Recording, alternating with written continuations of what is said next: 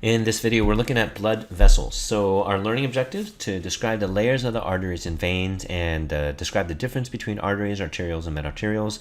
Describe where most of your blood is stored. And we also want to describe what goes on at the arterial and venous ends of a capillary. Answer these questions. If 5 liters of blood moves to the arterial end of capillaries in 1 minute, how many liters of blood is returned to the venous end? And describe 3 types of capillaries. Okay, so let's go through that. And so when we look at the blood vessels themselves, there are your arteries and there are your veins. Remember by definition that arteries carry blood away from the heart and veins return blood to the heart. And so the thing about this is that each of these blood vessels has 3 layers, and they're the same 3 layers. On the innermost layer, the part where really the blood is touching, we call that the tunica intima. Some books will call it the tunica interna. It's the same thing. And the next layer is the tunica media, and then the outermost layer is the tunica externa. And you can see that, again, arteries as well as veins have those 3 layers. What you want to know is within the tunica intima, the endothelium is going to make up that innermost layer. And again, this is the part that directly faces the lumen of the blood vessel. That's the endothelium. The endothelium is continuous with the endocardium of the heart. Underneath that endothelium is just another layer underneath. We just call the subendothelial layer. And as part of that, there's some elastic tissue there to give a little bit of elasticity to these vessels. Tunica media is the next layer, and that is made up of muscle. Now, what kind of muscle is it made up of? You know that there are 3 muscle types: cardiac muscle, skeletal muscle, and smooth muscle. These are made up of smooth muscle. Tunica media is made up of smooth muscle in both arteries and veins. And then the last one is the tunica externa. So right over here, we've got that elastic lamina, some more elastic tissue between tunica media and tunica externa. And tunica externa really is just a bunch of connective tissue that wraps up the whole darn thing. So from inside to out, tunica intima or tunica interna, then tunica media, followed by the tunica externa. So what we'll see then is that transition between arteries and veins. So what we're going to talk about, let's for the rest of this video, let's just from here on out ignore the pulmonary circuit. Okay, so if we ignore the pulmonary circuit, it's safe to say that all these arteries carry oxygenated blood and all these veins then carry deoxygenated blood. So what you want to imagine is good oxygen-rich blood coming through here, eventually making its way into this network of blood vessels, which we call capillary. And notice what happens here. This artist depicts this bright red color going into a blue color. And really what this is representing the loss of oxygen from these blood vessels. So what do we mean by loss of oxygen? It means oxygen is leaving these blood vessels to go out into the surrounding tissue, the interstitium. So from there, deoxygenated blood then is going to enter into the veins, which then will go back up toward the heart. So these are the layers of the arteries and the veins.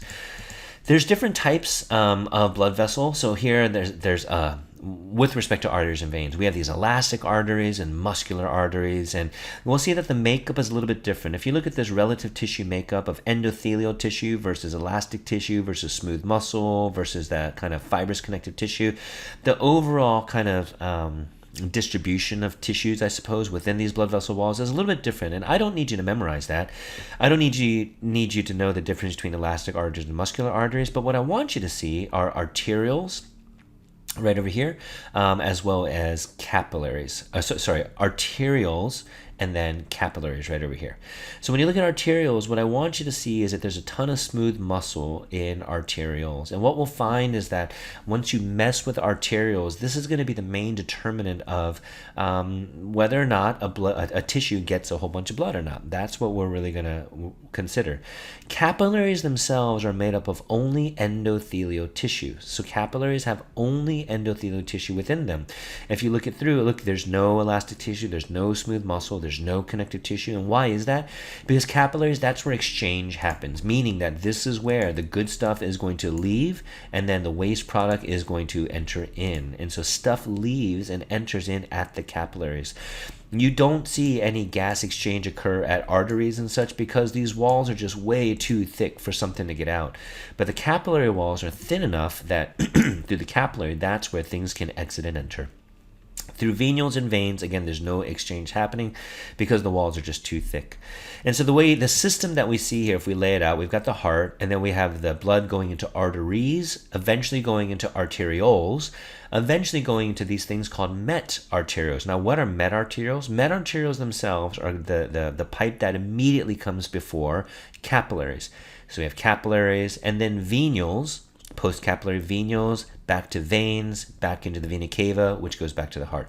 So this is kind of the overall layout of the vascular system. Arteries into arterioles, into medarterioles, into capillaries, into venules, then into veins, which goes back to vena cava, back to the heart. So when we look at distribution of blood at any given point in time, if you were to take a snapshot, then this is showing you the snapshot of where your blood is right now in a snapshot. So most of your blood, 60% here, is contained within systemic veins and venules. So most of your blood here is in the venous system. So what I will tell you, we've talked in previous lectures about this idea of venous return, venous meaning veins here. And so I gave you examples of things like Bainbridge reflex and Starling reflex that are kicked in as a consequence of increased venous return. And all that means is, let's say this part right over here, let's just indicate that to mean venous return. That's a weird arrow, but let's say back into the heart.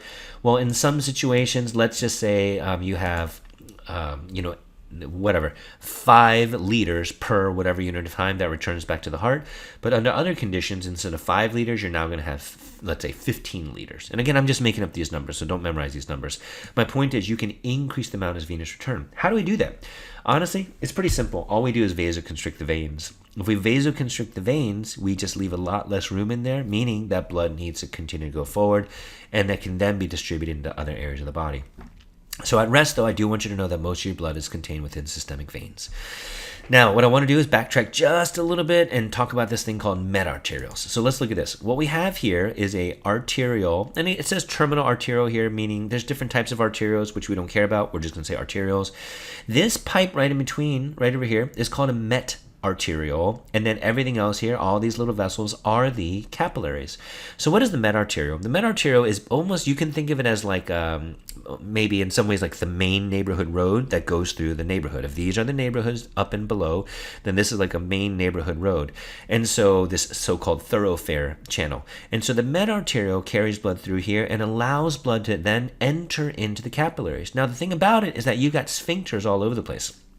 Sphincters are just little kind of circular bands of smooth muscle, and these precapillary sphincters, if they clamp down shut, if these muscles contract, then you see that blood cannot go into the capillaries and it just passes through the medarteriole back into the venous system. On the other hand, if the precapillary sphincters are open, then now I can perfuse tissues. Again, remember the word perfusion means send the blood supply to tissues. And so that's what we've done here. Here, precapillary sphincters are open. Here, precapillary sphincters are actually closed, and so I don't get perfusion of this tissue. Now, why might I do that? The reason I do that is because ultimately, look, you've got 5 liters of blood to spread throughout your body, and it's just not enough blood to perfuse all tissues maximally.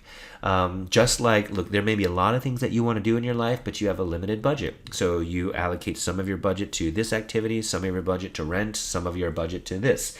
And so you don't get to spend as much rent money as you want, as much food money as you want, as much entertainment money as you want. It would be great, but that's not the reality for most humans who live on a budget of some kind. Similarly, your system has a budget with respect to blood, and so you can't send a whole bunch of blood to all tissues all at once. It just doesn't work that way. So in that situation, let's say in a fight or flight response, let's pretend this is your stomach, let's say. And look, if I'm running away from a bear in a fight or flight response, I don't need to spend a lot of time thinking about food digestion, right? That I'll leave for your rest and digest response. And so therefore, what do? I close down these precapillary sphincters. I'm also going to vasoconstrict upstream. And when that happens, I don't have a whole bunch of blood sitting here in my the interstitium of my stomach and intestines and things like that. That way I can reallocate them to places that matter in a fight or flight response, like liver and skeletal muscles. All right, so let's see. Where we're at so far is that we've described the layers of arteries and veins. We talked about a little bit of the difference between arteries, arterioles, and medarterioles. We said most of your blood is stored in veins. And what I'm going to do is I actually need to talk about this thing over here, and I'm going to save these 2 learning objectives for a next video. Okay, so let's describe the 3 types of capillaries. The 3 types of capillaries are listed right over here, and you don't have labels on them, so let me go ahead and label them right now. And now that we got those labels down, here are the three types of capillaries that we see. So we have your kind of traditional, standard, run-of-the-mill capillaries, and these are your continuous capillaries. What I want you to see is that here are my endothelial cells. And remember I told you before that these capillaries can be so small that red blood cells pretty much go through single file because they're just not that big. And so here is an endothelial cell. These are other endothelial cells. And they sit really, really close to one another.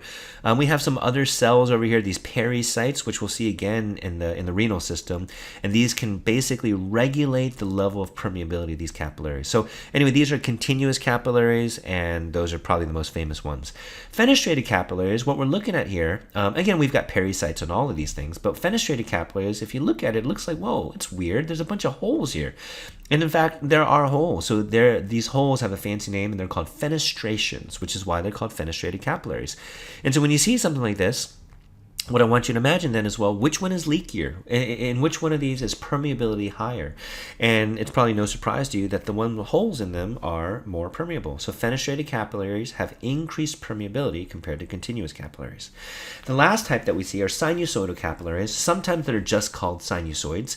And what we see here are actually, again, we see fenestrations, but this time they're huge. Instead of being these tiny pores, they're huge. So here we probably shouldn't call them fenestrations, because these are actually the fenestrations. But the point is there's a quite big gaps within the cells themselves, as well as gaps between cells.